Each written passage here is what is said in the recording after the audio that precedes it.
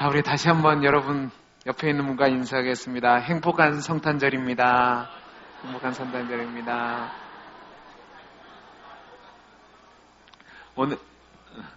오늘은 우리 예수님께서 우리를 구원하시기 위해서 하늘의 영광의 보좌를 버리시고 인간의 몸을 입고 베들레헴 구유에 태어나신 날을 기념하며 감사하는 날입니다.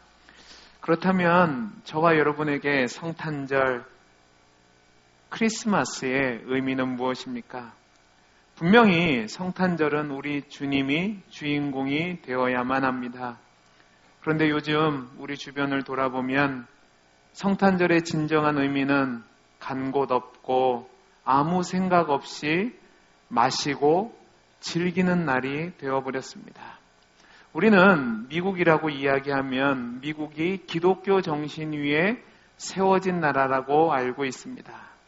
그런데요, 여러분, 미국이 지금 얼마나 많이 바뀌었냐면 성탄절에 크리스마스라는 용어를 공식적으로 사용하지 못하는 시대가 되어가고 있습니다.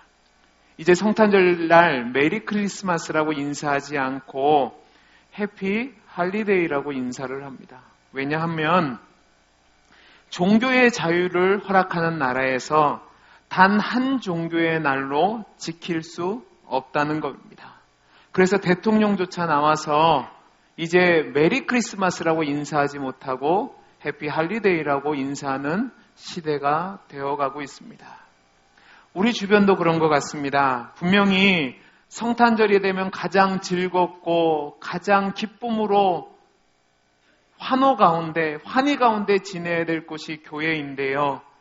교회는요, 점점 성탄절 행사를 하지 않습니다. 아이가 없어서 못한다고 얘기하고, 시간이 없어서 못한다고 얘기하고, 짬이 없어서 못한다고 얘기합니다. 그런데요, 제가 어렸을 때만 해도 여러분 기억하시겠지만 성탄절이 다가오면 10월 달부터 성탄절 준비를 했습니다. 성탄절 발표회를 하면 다가오면 다가올수록 아이들이 기쁘고 즐거운 겁니다. 저녁마다 학교 마치면 교회 가서 연습을 하고 성탄절 발표회가 되면 교회에 다니는 사람이나 다니지 않는 사람이나 예배당이 가득 차서 성탄절을 보냈습니다. 그런데 요새는 교회에서 성탄절 준비를 하려고 하면 난리가 난다고 합니다. 우리 자녀 학원 가야 되는데 왜 학원 가는 시간 빼앗냐고요. 여러분, 이게 웃을 얘기인 것 같지만 웃을 얘기가 아닌 시대가 지금 이 시대입니다. 그리고 우리도 성탄절이 되면 이제 성탄절날 오전에 잠깐 예배드리고 나머지는 가족끼리 즐거운 시간을 보내려고 합니다. 세상은 말할 필요도 없이 교회만 해도요, 제가 요즘 어떤 글들을 보면서 한 청년이 쓴 글을 읽었습니다. 여러분 잘 읽어보십시오. 이분이 교회 다니는 청년입니다. 그런데 자기의 일지를 기록해놨습니다. 12월 24일 직장 동료들과 술 마시고 집에 와서 잠잤다. 12월 25일 교회 갔다 와서 친구 만나서 술 마시고 돌아와서 잤다. 여러분, 이게 웃을 얘기가 아니라 요즘 청년들의 이야기입니다. 여러분, 교회 다니는 청년이 이 정도인데 세상은 얼마나 더 하겠습니까? 저는 2019년도에 우리 동원교회 부임해서 첫 번째 성탄절을 여러분과 함께 보내고 있습니다.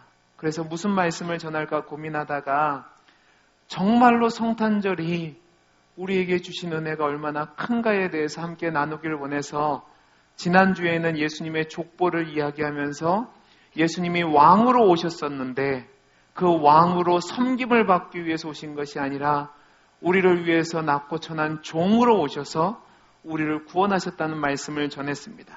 이제 오늘 그 말씀에 이어서 임마누엘의 은혜가 무엇인지에 대해서 함께 살펴보면서 성탄의 기쁨과 성탄의 은혜를 함께 나누기를 원합니다. 우리 오늘 본문 18절 19절 말씀을 같이 한번 읽어보겠습니다. 같이 읽겠습니다. 시작. 예수 그리스도의 나심은 이러하니라. 그의 어머니 마리아가 동거하기 전에 성령으로 잉태된 것이 나타났더니 그의 남편 요셉은 의로운 사람이라 그를 드러내지 아니하고 가만히 끊고자 하여. 자, 보세요. 예수님이 태어날 상황을 이야기하는 겁니다. 예수님의 어머니 마리아와 아버지인 요셉과 약혼하고 동거하기 전에 예수님이 성령으로 잉태되었다고 성경은 말하고 있습니다.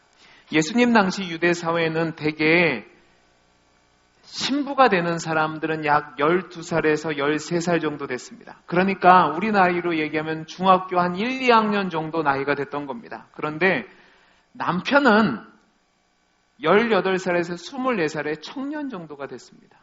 이렇게 일찍 결혼하게 된 데는 유대 사회가 안정적이지 않고 전쟁이 자주 일어나니까 자신의 가문을 지키기 위해서 일찍 결혼을 했던 겁니다. 이 약혼을 했다는 말은 법적인 효력을 가지고 있어서 결혼과 동등한 효력을 가지고 있었습니다. 단지 성적인 관계만 맺지 않았을 뿐이지 남편과 아내라는 말을 사용할 수 있었고요. 약혼 중에 남편이 죽으면 과부로 여겨졌습니다. 그리고 파혼을 하려면 파혼장을 써줘야만 됐습니다.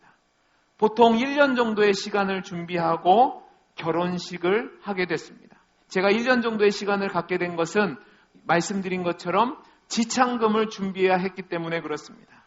그런데 이 1년 기간 속에서 문제가 생긴 겁니다. 어떤 문제가 생겼냐면 약혼은 했는데 동거하기 전에 마리아가 잉태를 하게 된 겁니다.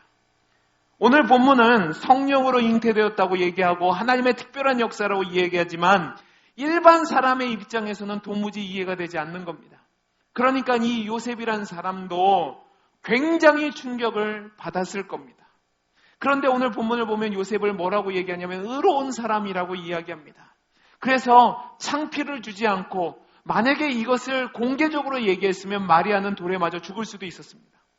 창피를 주지 않고 마리아와의 정원 관계를 가만히 끊고자 했습니다. 그런데 오늘 말씀 20절, 21절 말씀을 보면 주의 사자가 요셉에게 나타나서 마리아 데려오기를 무서워하지 말라고 얘기하면서 그 아이가 성령으로 잉태된 것이고 태어난 아이의 이름을 예수라고 얘기합니다. 여기서 우리가 주의 깊게 봐야 될 것이 있습니다. 제가 지난주에 예수님 당시 유대인들은 혈통과 가문을 굉장히 중요하게 여겼다고 말씀을 드렸습니다.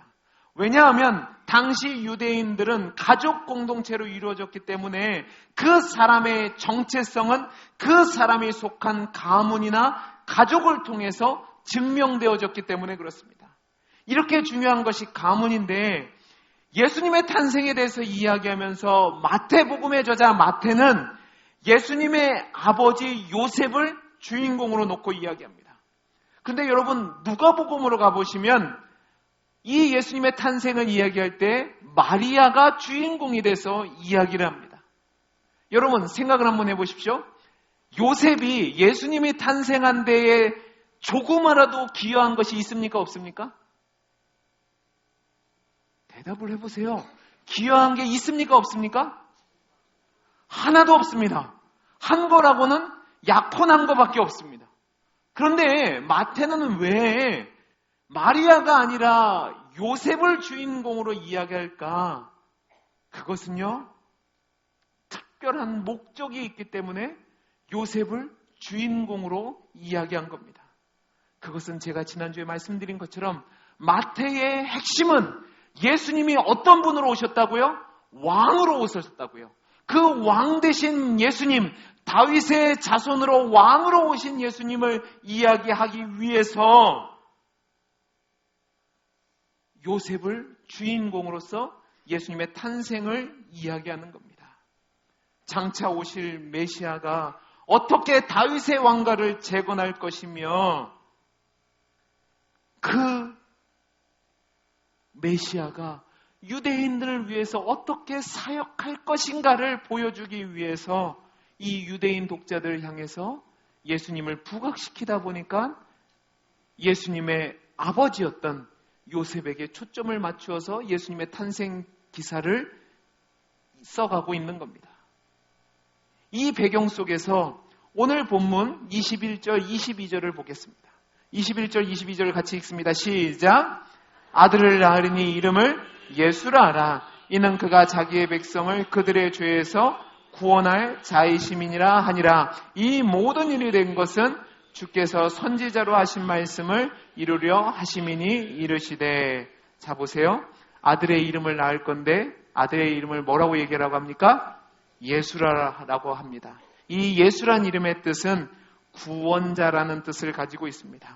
여러분, 구약에 나오는 유명한 인물 중에서 예수님과 이름이 똑같은 사람이 있습니다. 누구냐면 여호수아라는 사람의 이름이고 또 호세아라는 이름이 바로 예수의 이름과 같은 이름입니다. 여호수아와 호세아는 히브리어를 이야기한 것이고 예수는 헬라어로 발음했기 때문에 달라진 것뿐이지 여호수아, 호세아, 예수는 같은 이름입니다.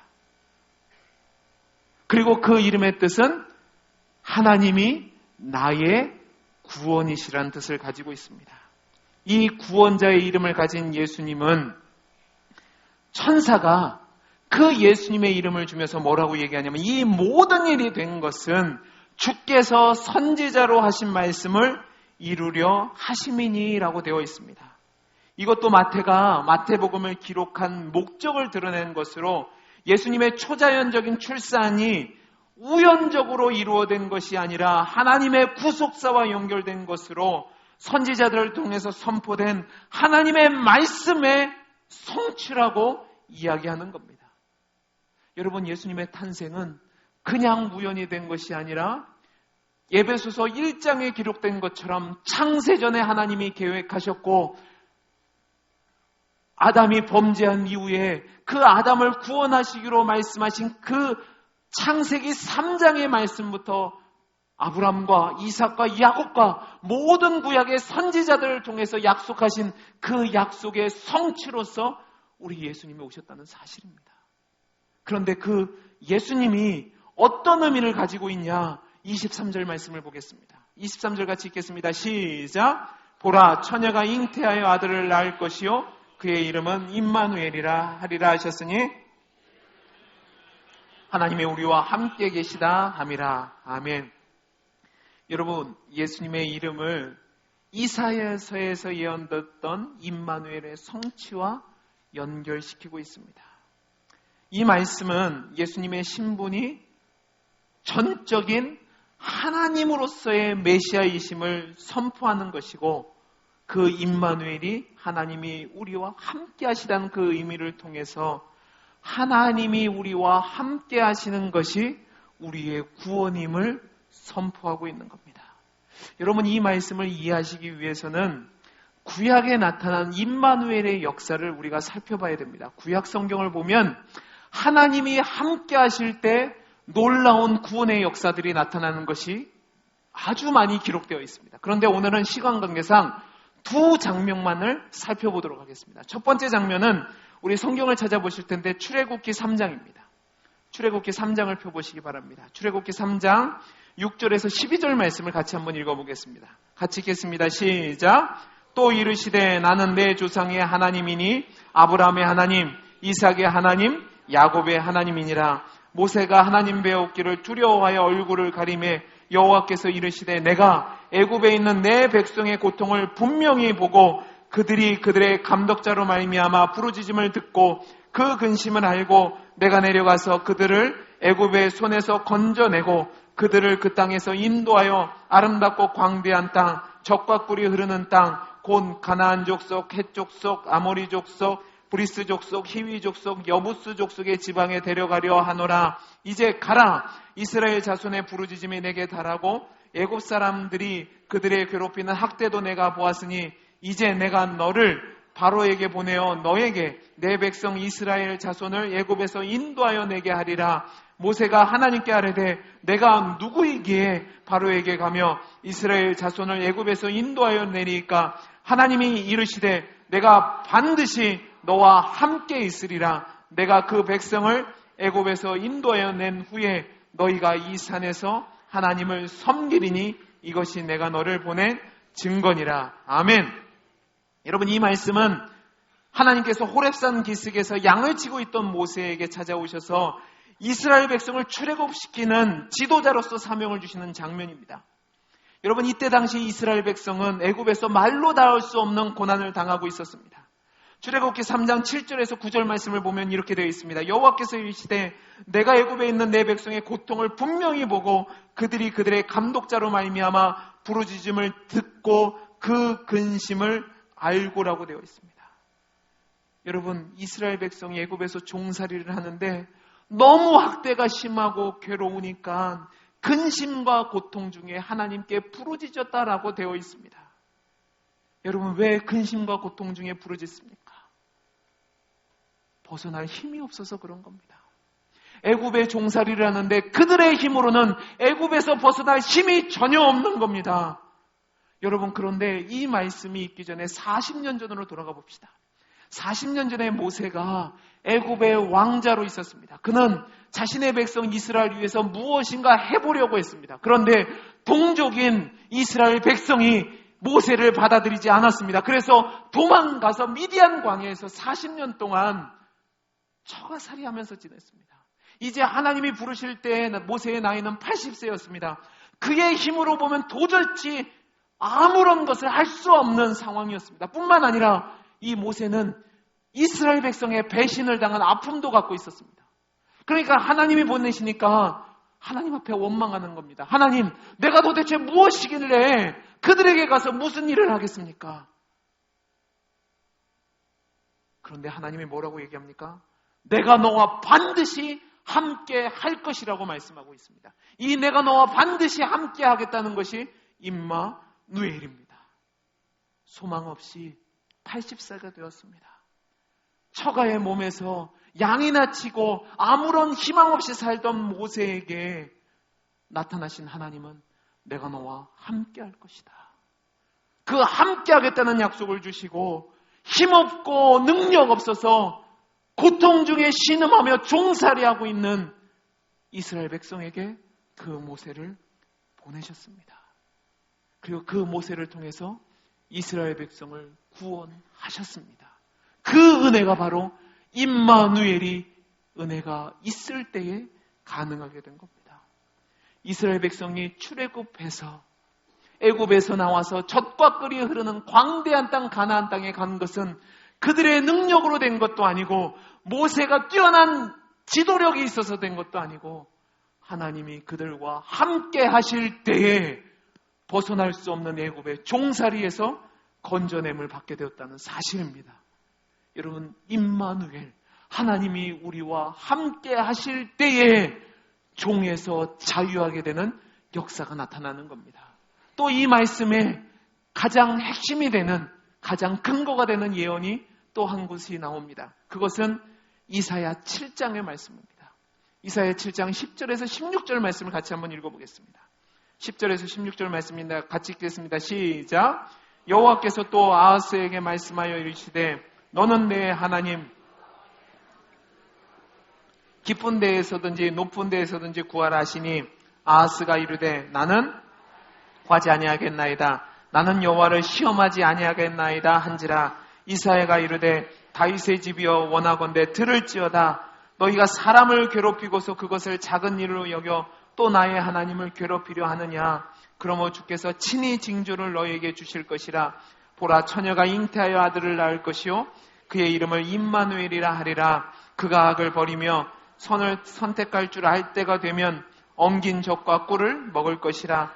대저 이 아이가 악을 버리며 선을 택할 줄 알기 전에 내가 미워하는 두 왕의 땅이 황폐하게 되리라. 아멘. 이 말씀이 바로 마태복음의 임마누엘의 징조가 예언되는 말씀입니다. 여러분, 이 말씀을 좀 알려면 배경을 알아야만 됩니다. 우리가 잘 아는 이스라엘 백성은 출애굽한 뒤에 약 400년간의 사사시대를 보냈습니다. 그런데 하나님께서 그들이 왕을 요구하니까 사무엘을 통해서 사울에게 기름 붓게 하셔서 이스라엘을 초대왕으로 세우셨습니다. 그러면서 이스라엘은 이제 왕국이 된 겁니다. 그리고 다윗과 솔로몬의 시대를 보내면서 전성기를 맞이합니다. 그러나 솔로몬 말기에 솔로몬이 우상을 섬기자 하나님이 진노하셔서 징계하심으로 이 나라가 두 개로 나눠지게 됐습니다.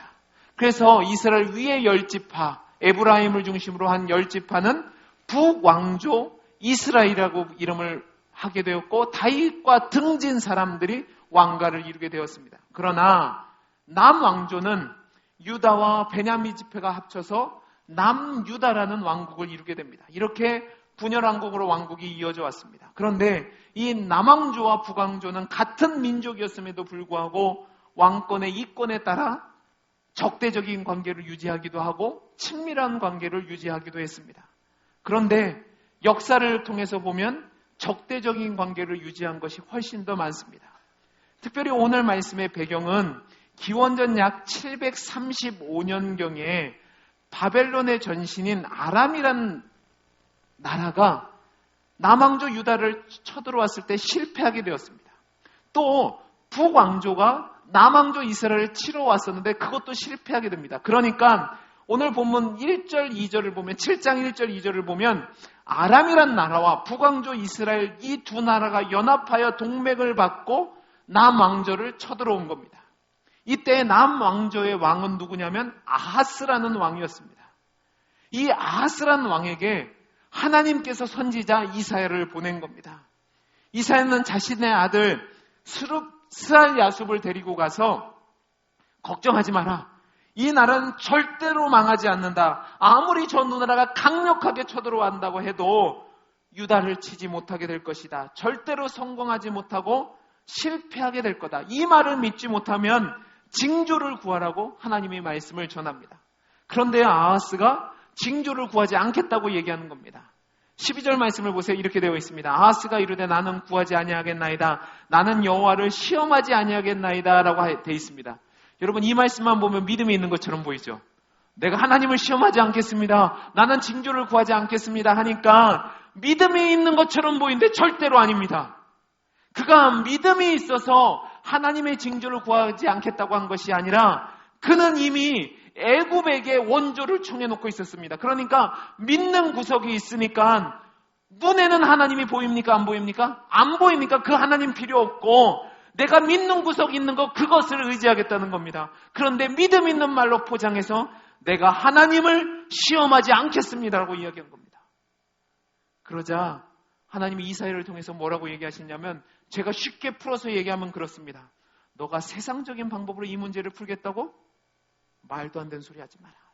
그거는 잘못된 거야. 내가 이 일을 어떻게 이룰 것인지 내 말도 이루어질 증거를 보여줄 건데 그 증거가 뭐냐면 처녀가 잉태하여 아들을 낳을 것이고 그 이름을 임마누엘이라 하라고 하신 겁니다. 여러분 임마누엘 뜻이 뭐라고 그랬죠? 하나님이 우리와 함께 하신다는 겁니다. 이 말씀을 통해서 하나님이 유다에게 징조를 보여주심으로 하나님이 유다 편에서 유다와 함께 하시고 그들의 편이 되어 있어서 승리하게 하신다는 약속을 한 겁니다. 그래서 16절 말씀을 보면 두 왕의 나라가 황폐해야 될 것이라고 말씀하는데요. 이 말씀이 무엇이냐 하면 하나님을 신뢰하지 않고 세상의 방법으로 자신의 나라를 지키려 했던 아하스에게 하나님께서 너와 네 나라는 멸망하지 않을 거야. 왜냐하면 너가 실력이 있고 네 방법이 통해서 구원을 받는 것이 아니라 내가 너를 버리지 않고 내가 너와 함께해서 네 편이 되어서 너를 구원해 줄 것이기 때문이라고 얘기하면서 임마누엘의 징조를 이야기한 겁니다. 그러면서 뭐라고 얘기하냐면 처녀가 아이를 낳을 것인데 그 아이가 선과 악을 선택하기 전에 즉 철들기 전에 이 두 나라를 멸망시킬 것이라고 이야기하신 겁니다. 그리고 나서 이사야서 8장으로 넘어가 보시기 바랍니다. 이사야서 8장 1절에서 4절 말씀을 보면 이렇게 되어 있습니다. 여호와께서 내게 이르시되 너는 큰 서판을 가지고 그 위에 통용 문자로 마엘 살랄 하스바스라고 쓰라. 내가 진실한 증인 제사장 우리야와 여베레기야의 아들 스가랴를 불러 증언하게 하리라 하시더니 내가 내 아내를 가까이 하며 그가 임신하여 아들을 낳은지라. 여호와께서 내게 이르시되 그의 이름을 마엘 살랄 하스바스라 하라. 이는 이 아이가 내 아빠 내 엄마라 부를 줄 알기 전에 다메섹의 제물과 사마리아의 노량물이 아수르 왕 앞에 옮겨질 것임이라 하시니라 라고 되어 있습니다. 여러분 잘 보세요. 여기서 처녀가 잉태하여 아들을 낳을 거라고 그랬죠. 그죠? 근데 오늘 말씀 8장 3절 말씀을 보면 내 아내를 가까이 하며 그가 임신하여 아들을 낳았습니다. 그런데 그 아들이 바로 임마누엘의 징조라는 겁니다. 그리고 그 이름이 뭐냐면 마헬 살랄 하스바스라는 겁니다. 그런데 4절 말씀을 보면 뭐라고 되어 있냐면 그 아이가 내 아빠, 내 엄마로 부를 줄 알기 전에, 여러분, 아이들이 언제 엄마 아빠라고 부르죠? 아들 낳은 지가 한참 되셔서 모르시는 겁니까? 아니면 주무셔서 모르시는 겁니까? 보통 한 돌, 두 돌이 지나야지 엄마 아빠라고 부릅니다. 좀 이제 남자 같은 경우는, 여자아이들은 말이 좀 빠르지만 남자아이들 같은 경우는 늦으면 한 3살까지도 엄마 아빠를 못하고 그냥 아바바바 하다가 그냥 지랄될 때도 있습니다. 그죠? 그러니까 이 얘기는 뭐냐면 2, 3년 안에 이 일을 이루시겠다는 겁니다. 자, 보세요. 여기 말씀을 보면 이 마헬살랄 하스바르스라는 이름의 뜻이 무엇이냐면 노략이 급하리라, 침략이 신속하리라는 뜻을 가지고 있습니다. 그러면 여러분 잘 보세요. 누구에 대한 침략과 누구에 대한 노략입니까? 남왕조 유다에 대한 침략과 노략입니까? 아니면 북왕조 이스라엘과 아람에 대한 침략입니까? 북왕조 이스라엘과 아람에 대한 침략입니다. 8장 4절 말씀 보면 사마리아가 나오고 다메섹이 나오잖아요. 그죠? 이 사마리아는 북왕조 이스라엘의 수도입니다. 그리고 아람의 수도가 다메섹입니다. 그러니까 실제로 이 말씀대로 제가 785년이라고 했던 거 기억나세요? 기억나시죠? 얼마 되지 않아서 786년에 남왕조가 아니고 북왕조 이스라엘이 멸망하게 됩니다. 1년이 채 되기 전에 하나님이 진노의 심판을 하셔서 북왕조 이스라엘과 아람을 멸망하게 하신다는 말입니다. 여기서 보라 처녀가 아들을 낳을 것이라고 했는데 이 처녀란 단어는요, 히브리어 원어를 보면 1차적으로는 젊은 여인이고 2차적으로는 처녀입니다. 그러니까 이사야에서는 처녀란 뜻은 어떤 여인이 되는 거예요? 젊은 아내가 되는 거고, 오늘 말씀에서는 2차적인 의미, 남자를 알지 못하는 처녀가 잉태하게 된 겁니다. 여러분 잘 보세요. 그러니까 하나님께서 이 이스라엘을 구원하시는, 남왕조 유다를 구원하시는 그 역사는 그들이 능력이 있어서가 아니라 아하스가 하나님 앞에 바로 살았고 그가 이룬 계책이 이루어져서 남왕조 유다가 구원받은 것이 아니라 하나님이 그들과 함께 하셨기 때문에 두 나라를 하나님이 직접 치신 겁니다. 그래서 남왕조 유다가 구원함을 받게 되는 거죠. 그게 바로 임마누엘의 은혜란 말입니다. 자, 이 임마누엘의 은혜가 오늘 마태복음 통해서 우리에게 나타난 겁니다. 자, 그럼 보시죠. 저와 여러분의 능력으로 구원을 받을 수 있습니까? 없습니까? 없습니다. 여러분 잘 생각하셔야 되는 게, 이스라엘 백성이 애굽에서 종살이하는 것에서, 그 신음에서, 그 폭정에서 벗어날 능력이 없었습니다. 아하스가 그가 믿음이 있어서도 아니고 그의 힘으로 북왕조 이스라엘과 아람과의 동맹국을 이길 수 있는 힘이 없었습니다. 그러나 하나님이 그들과 함께 하시는 임마누엘의 은혜가 있을 때에 그들이 구원함을 받았고 건짐을 받았다는 말입니다. 마찬가지로 예수님이 저와 여러분의 구원자가 되어주시기 위해, 우리와 함께 하시기 위해서 이 땅에 오셨기 때문에 저와 여러분이 사단의 종노릇에서 벗어나고 영원한 사망에서 건져지고 영원한 구원을 얻게 됐다는 말입니다. 아멘이 되세요? 그게 바로 성탄절의 의미란 말입니다. 하나님이신 예수님이 인간의 몸을 입고 이 땅에 우리와 함께 하시기 위해 오셔서 우리와 함께 하시는 그 구원의 은혜를 베풀어 주셔서 이제 저와 여러분이 이 세상에서 구원받은 자로 살게 됐다는 말입니다. 여러분, 예수님이 오신 목적은 우리를 구원하시기 위해서 오신 겁니다. 우리를 구원하셔야 되는데 우리가 실력이 없고 힘이 없으니까 우리와 함께 하셔서 친히 구원을 이루시기 위해서 인간의 몸을 입고 오신 겁니다. 그래서 저와 여러분이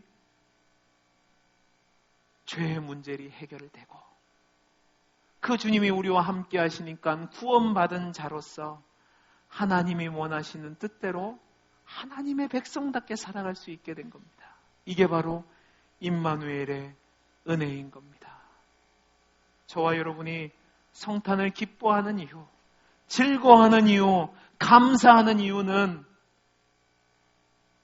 우리는 자격 없는데 예수님이 우리를 위해서 오셔서 우리에게 구원을 베풀어 주셨기 때문에 그렇습니다. 사랑하는 성도 여러분, 여러분의 성탄절은 어떤 의미를 가지고 있습니까? 여러분은 성탄절을 왜 기뻐합니까? 친한 사람들이 선물 주니까 기뻐합니까? 제가 이번 성탄절을 보내면서 저는 마음이 좀 살짝 삐졌고 우리 아이들은 행복했습니다. 왜냐하면 우리 아이들은 성탄절이 되니까 누가 선물들을 많이 주는 거예요. 근데 저는 주는 사람이 없어요. 저는 주기만 해야 되는 거예요. 자, 주기만 하니까 기분 나쁘고 받으니까 기분 좋은 게 성탄절입니까?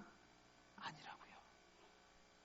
진짜 성탄절의 의미는 무엇이냐면 하나님이 우리와 함께 하신 겁니다. 자격 없는 우리를 구원하시기 위해서, 우리를 그 영광스러운 길로 인도하시기 위해서 주님이 우리와 함께 하시기 위해서 오신 겁니다. 그 성탄의 의미를 기억하시면서 임마누엘 하나님의 은혜를 누리시면서 진정한 기쁨과 감사가 넘치는 복된 성탄절이 되시기를 간절히 소원합니다. 기도하겠습니다. 사랑이 많으신 하나님 아버지, 우리에게 성탄절의 기쁨을 주시니 감사합니다. 주님이 우리와 함께 하심으로 구원받은 자가 되었습니다. 그 구원의 기쁨을 누리게 되었습니다. 이 사실을 알고 진정한 기쁨과 감사가 넘치는 우리 동원교회 성도님들이 되게 해 주옵소서. 은혜 주심을 감사하며 사랑 많으신 예수님 이름으로 기도하옵나이다. 아멘. 아멘. 우리 다 함께 찬송가 125장을 부르시면서 준비하신 예물을 하나님께 드리겠습니다.